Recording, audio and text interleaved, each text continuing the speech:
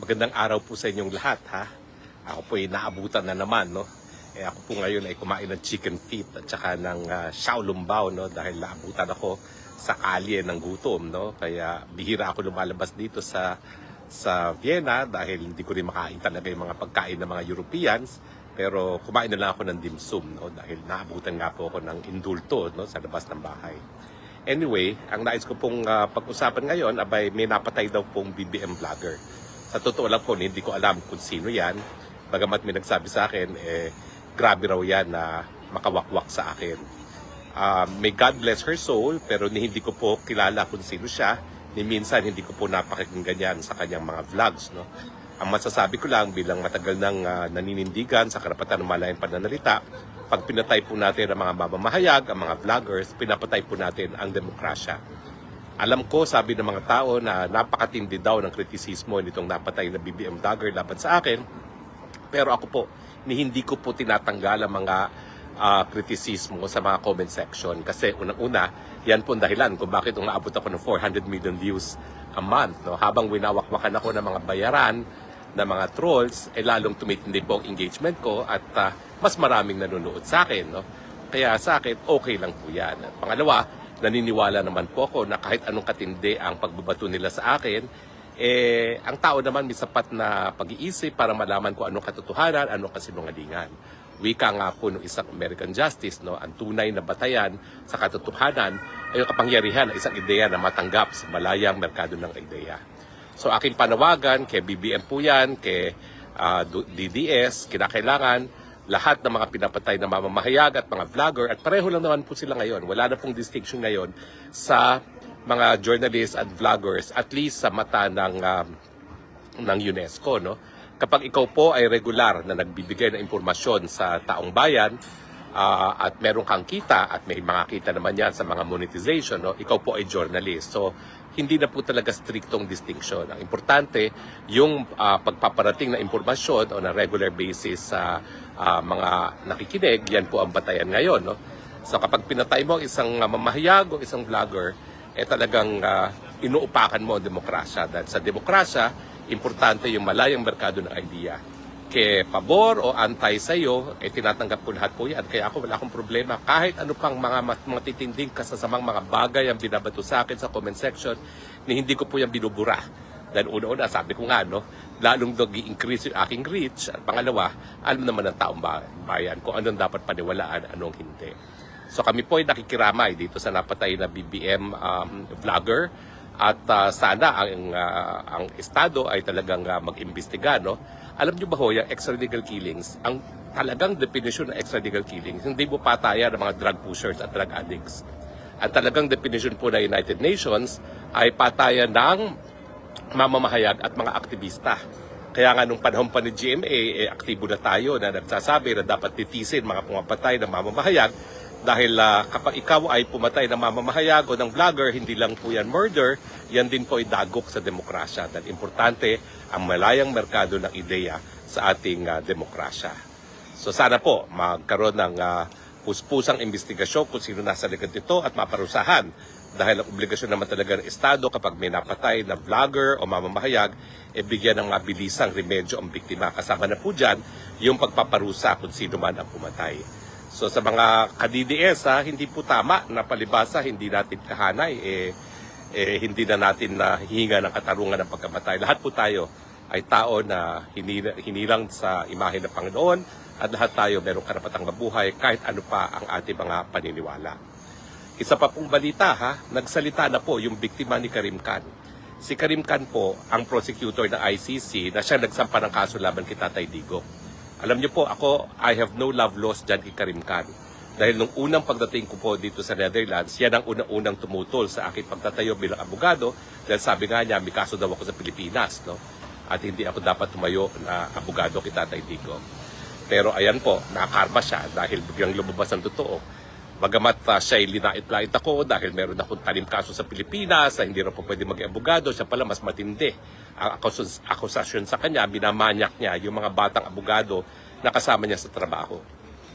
Siyempre po, kapag ang isang gaya ni Khan na talagang napaka-makapangyarihang prosecutor, bantakan nyo, Kinasuhan niya, pinaaresto niya ang isang dating presidente ng Pilipinas. Kinasuhan niya at pinapaaresto niya isang nakaupong presidente ng Russia. Kinasuhan niya at pinapaaresto niya isang nakaupong Prime Minister ng Israel. Ganyan kapangyarihan yung prosecutor na yan. So kapag ganyang kapangyarihang prosecutor nagmanyak na isang batang-batang abogado na nagtatrabaho sa ilalim niya, yan po talaga ay harassment. Dahil kahit anong sabihin niya, miski pumatol o hindi, talaga hindi naman makakahindi yung mga pobreng mga abogada na nasa ilalim ng kanyang opisina, no, kung siya ay magmamanyak. At ang tingin ko po talagang tuluyan na siyang natatanggal. Lumalaban po yan si Karim Khan, ang sinasabi niya, may kinalaman itong kasong ito, tanim kaso daw po yan dahil kinasuhan niya si Netanyahu. No? Well, una-una po, no, wala naman pong ganyang ebidensya. Ang kanyang naging biktima ay isang Malaysian. Ang Malaysian po ay isang Muslim na bansa. Bagamat Mumbai yung biktima niya, posibleng hindi Muslim, malabo po na ang gagamitin ng Israel ay isang Malaysia na predominantly Muslim country kung sila ay magtatanim kaso para lang matanggal itong si Karim Khan. At ano naman mahihita ng Israel kung matanggal si Karim Khan? Hindi naman nila isusurrender si Netanyahu sa jurisdiction ng ICC, hindi gaya ng ginawa nitong si Marcos Jr., no, na talagang para matanggal ang banta ng mga Duterte, sinurrender si Tatay Digong sa ICC. No? Ang balita po, yung Netherlands, bansa na host ng ICC, ay boboto para matanggal ng tuluyan ito si Karim Khan. Nauna na pong nasuspindi siya ng mga miyembro rin ng ICC at ngayon po ay mukhang magbobotohan sila para tanggalin na siyang tuluyan at syempre pati yung kanyang Bar Association sa UK ay suspendido na siya. So mukhang lumalabas po na malakas ang ebidensya na nagmanyaki siya sa kanyang batang abogada at ang tanong, kung ganyan pala ang pagkatao ni Karim Khan, paano naka-impluwensya yung ganyang pagkatao sa pag-iimbestiga kay Tatay Digong? Siyempre po, inaasahan natin ang investigasyon ay patas dahil nga po sa ICC, ang trabaho ng prosecutor hindi lang para maghanap ng ebidensya na nagpapakita na pagkakasala. Kinakailangan tignan din niya ang ebidensya na nagpapakita na walang pagkakasala at kung merong ganyang impormasyon, dapat magkaroon ng desisyon na hindi dapat magtuloy ang kaso. Sa atin nga po, sa issue pa ng jurisdiction, may issue na tayo hindi na nga tayo miyembro ng ICC.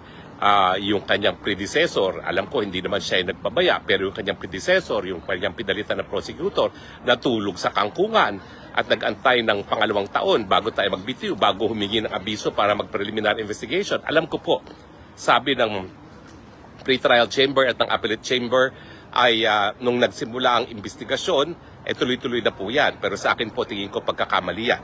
At meron naman po dalawang dating appeals chamber judges na sumasang-ayon doon sa ating posisyon na dapat wala na talagang jurisdiction ang ICC.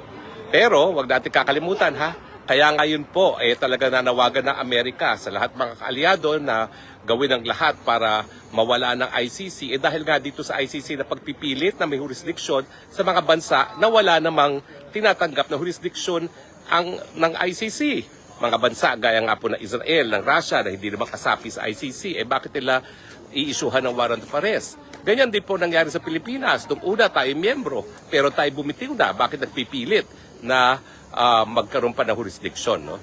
So, kaya nga po, well, sa lahat ng mga pulisya ni Trump, I find myself supporting itong panawagan ni Trump na dapat brick by brick talagang buwagin ng ICC kasi nga po, ang ICC, ang lumalabas ngayon, bagamat ang pinagkasunduan ng mga naging kasapin ICC ay court of last resort sila, dahil otherwise, malalabag ang soberenya at pagiging independyente ng mga bansa, ayun nga po, binabaliwala yung pagpayag ng mga bansa na kilalanin ng ICC only as a court of last resort. Kung hindi gumagana mga lokal na hukuman, tignan yung nangyayari sa Pilipinas.